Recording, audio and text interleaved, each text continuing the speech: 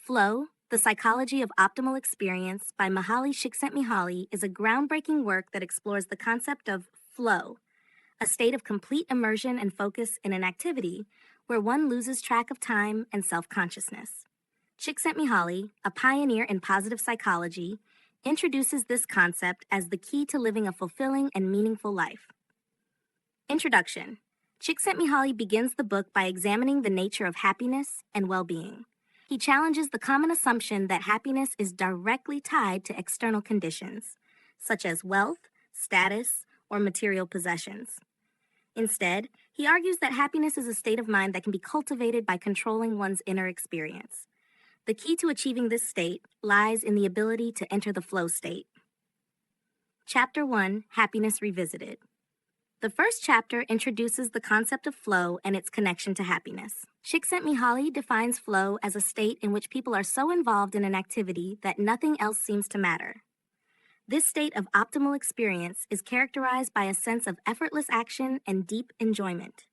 He explains that flow is not dependent on external circumstances, but can be experienced in a wide range of activities, from work to leisure. Chapter 2, The Anatomy of Consciousness. In this chapter, Csikszentmihalyi delves into the workings of consciousness and how it shapes our perception of reality. He explains that consciousness is a limited resource, and our attention can only focus on a certain amount of information at any given time. Flow occurs when we direct our attention fully toward a task, leading to a harmonious and organized state of consciousness. This chapter also introduces the concept of psychic entropy, which refers to a disorganized state of mind that leads to feelings of anxiety, boredom, and dissatisfaction. Chapter 3, Enjoyment and the Quality of Life. Csikszentmihalyi distinguishes between pleasure and enjoyment in this chapter.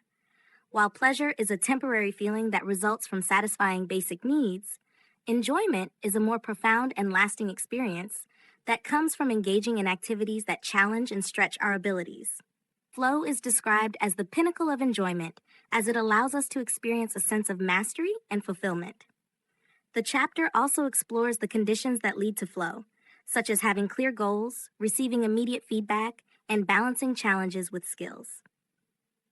Chapter 4, The Conditions of Flow. Here, Csikszentmihalyi outlines the specific conditions necessary for achieving flow. These conditions include having a clear goal, receiving immediate feedback, and being fully immersed in the task at hand. He explains that flow is most likely to occur when there is a balance between the challenges of an activity and the skills of the individual. If the challenge is too great, it leads to anxiety. If it is too easy, it leads to boredom. Finding the sweet spot between these two extremes is essential for entering the flow state. Chapter 5, The Body and Flow. This chapter focuses on the physical aspect of flow and how it can be experienced through activities that involve the body. Csikszentmihalyi discusses how physical activities such as sports, dance, and yoga can lead to flow by providing opportunities for focused attention, immediate feedback, and the right level of challenge. He also explores how the body and mind work together to create a sense of unity and harmony during flow experiences. Chapter 6, The Flow of Thought. Csikszentmihalyi shifts his focus to mental activities that can lead to flow, such as reading, writing, and problem solving. He argues that intellectual challenges can be just as fulfilling as physical ones, and that engaging in creative or cognitive tasks can provide a deep sense of satisfaction. This chapter also highlights the importance of curiosity and lifelong learning in maintaining a flow-filled life. Chapter 7, Work as Flow.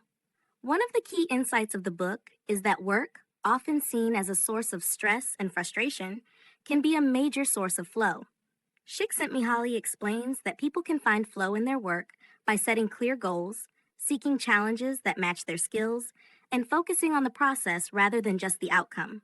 He also discusses how work environments can be structured to promote flow, emphasizing the role of autonomy, mastery, and purpose in creating a fulfilling work life. Chapter 8, The Flow of Leisure and Relationships. Csikszentmihalyi explores how flow can be experienced in leisure activities and personal relationships. He argues that passive forms of leisure, such as watching television, are less likely to lead to flow, while active forms of leisure, such as hobbies, sports, and social interactions, are more conducive to flow. The chapter also examines how relationships, particularly those that involve mutual respect and shared goals, can provide opportunities for flow and enhance the quality of life. Chapter 9, Cheating Chaos.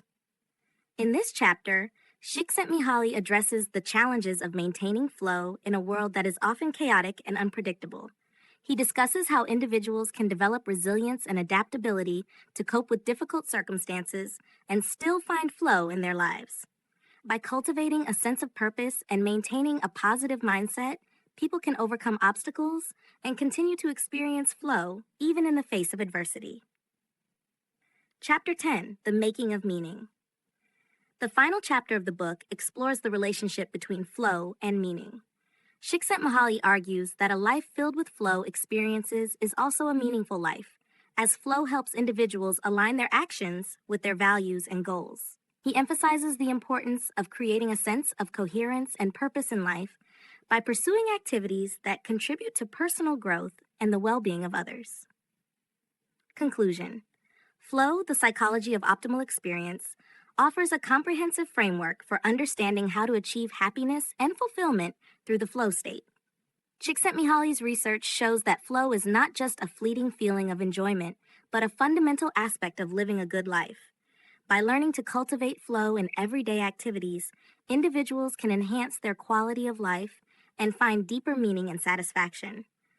The book encourages readers to take control of their consciousness, seek out challenges, and fully engage in the present moment to experience the joy and fulfillment that flow can bring.